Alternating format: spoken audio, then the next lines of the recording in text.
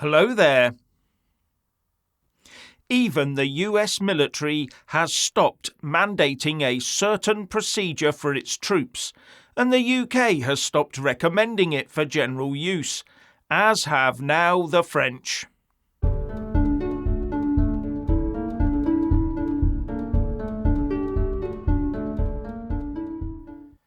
This hasn't been publicised much by the mainstream press as far as I can see, but the US military stopped mandating the medical procedure for its service personnel on the 10th of January this year.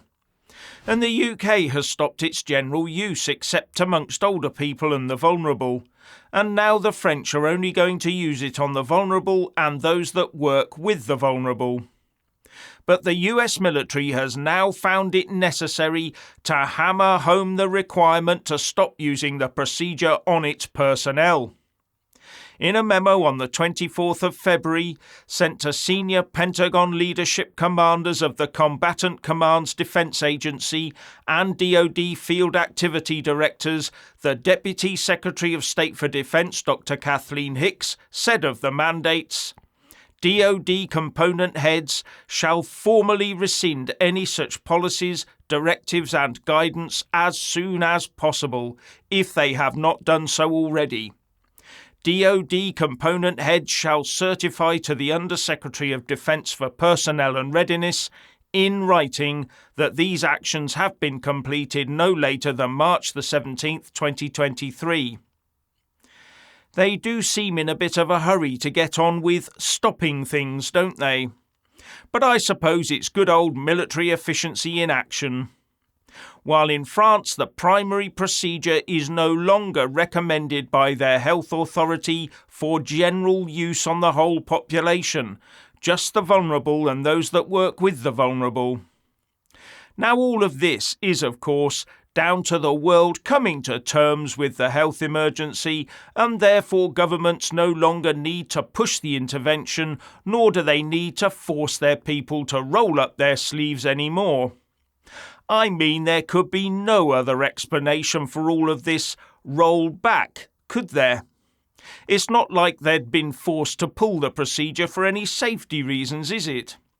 Not after all that testing and the total lack of any data on adverse reactions, for example. Anyway, the government and its supporters in opposition now want us to move on and forget what's happened over the last couple of years. After all, we've got a great reset to plan for, and then building the country back better. And both the Tories and Labour will be backing each other in this endeavour, whichever of them is in government at the time. Now, is Rishi Sunak the new Boris Johnson? And the reason I ask that is because both of them made great pronouncements and promises about the deal they had struck with the European Union regarding Northern Ireland and the Belfast Agreement. But Boris's attempt came up short after it was discovered that it wasn't so much an oven-ready deal as a bin-ready deal, where no meeting of minds or intentions between Brussels and London was evident. I asked a few questions about this new deal of Rishi's in a video this morning. So if it transpires that the much-vaunted green lane for goods going from GB to Northern Ireland isn't as friction-free as promised, or it's found that Stormont won't have any real power to stop new laws from Brussels except on paper, or that ECJ jurisdiction into the affairs of Northern Ireland is as intrusive as ever, would Rishi then be seen in the same light as Boris Johnson, all promise and bluster and no delivery? And when you get wind of news that there is no room for further changes to that new deal, and that the Prime Minister will forge ahead with his new deal even in the face of DUP and Unionist rejection, it doesn't bode so well, does it? I wonder if Rishi will come to regret gushing about his new deal.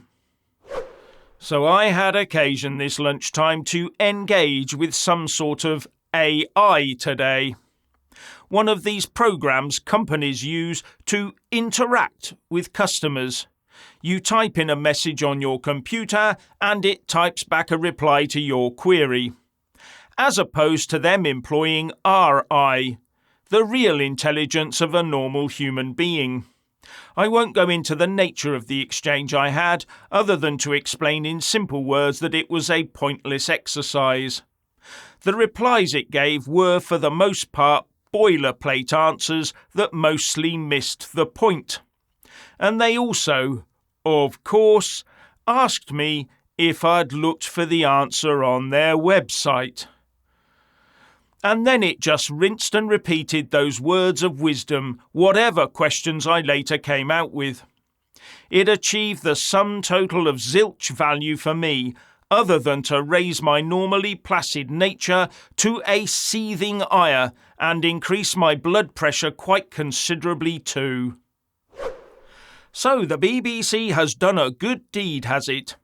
And waived its licence fee for the weekend of the coronation of His Majesty the King. That way the unwashed masses can watch the historic event with no fear of being nabbed by the law. And I know someone who has something to say about the BBC. Richard. So, BBC journalists have voted to strike. Who would notice the difference? They never report the truth anyway, and all their reports are splattered with wokeism to reframe the truth, and this is the same with all BBC productions. Exactly the same thing applies. So here is my story. As someone who has taken the devil's coin and worked on BBC productions in a very menial capacity for subcontractors working alongside camera teams, driving tech vehicles and working on base facilities. So anyway, I speak from experience when I say there are some lovely and highly skilled people working for the BBC. There really are. But the problem is the productions are geared towards pushing a liberal left-wing agenda. And thus recruitment in more recent years has come to reflect the same political narrative and agenda. And the BBC is not alone in pushing the agenda. Netflix was just as bad, if not even worse than the BBC. In fact, the entire industry has a systemic wokeist agenda baked in. And that's very sad because, as I said, there are some wonderful people within that industry. Some not so wonderful people too. But many productions are in the hands of kids who come straight out of university or college with zero life experience, and they think they know it all. The same goes for probably most university students, who leave and think they know it all. The difference is those university leavers are not in positions of immediate influence. And in fact, that influence then steers the morality of a nation through presenting the masses with what is and what is not acceptable via television and film productions. Isn't it crazy how we can be easily manipulated like that and taught how to think? Most other school leavers don't affect great change until midway to the latter points of their careers. People have asked me, what was it like working on these film and television productions? Well, the world of film and television is like being in a bubble. Your every need is catered for, your food, your travel, your accommodation, it's all provided, for those that work on productions. And yes, you will eat like a king, whilst mostly sitting around all day doing very little. I went from slim to fat within 6 months. I never quite lost it again, but there we go. The boredom factor is very high. And I can tell you now, there is no glamour at all within that industry. It's all fake. And it feels fake and requires some serious mental and moral gymnastics to be able to cope within the industry.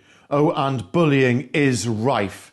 And there is an incredible sense of self-entitlement within certain departments and, within certain individuals that would shock you. But there are also some very decent people who manage to carve out a living within the industry. I had a fallout with one Sparky electrician, or rather there was a serious miscommunication on one production I was working on. This miscommunication between us, and I would put it down to being my fault, to be honest with you, on that day. But because he was a gentleman with real life experience, we talked it through, shook hands, and it was no more. And that is the difference with between people with life experience and people who have lived lives in the real world and not gone from nipple to film production. Many of these kids go straight into production departments, directing and writing films, and because of the bubble they live in, they gain no understanding of the real world. And they will remain in the mindset, within the mindset of an idealistic teenager, right through until retirement. And as for the wages, you don't want to know. You don't want to know how much money they earn within that industry. Google it, have a little look, just Google it. If you knew the wages your license fees went to pay for, you would be horrified. Highly skilled? Yes, but a skill set that warrants such pay? Yes, I know better than most that, about the antisocial hours and how it takes you away from your family. But even then, we are talking about incomes where very few people within the industry, after a few years, will earn less than £35,000 per annum. And this is paid for via the licence fee, and is simply just another tax. Do you see other public sector workers getting that kind of money? Oh, actually you do. Yeah, maybe there's something in this public sector pay thing. Yeah. Anyway, you lot, what do you think about the BBC licence fee and the incredibly high standard of BBC journalism? Just leave your answer in the comments below.